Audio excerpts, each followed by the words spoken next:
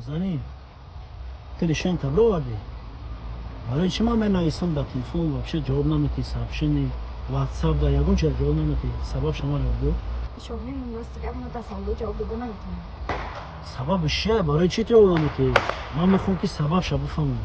راست گپ مگه ما همه بعضی من نمیخوام که مکتب باشم چی خیلی نفهمیدم برای چی خونه شما پراتفی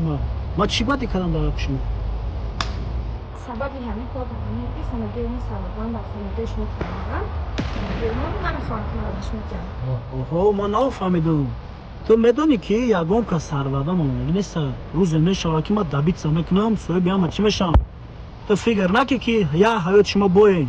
روز میشه که با یک مولا نون زور میشه فهمیدی شوهر من خونه من ترجیح کردم که کلام چیزی هوا بگم هم میشه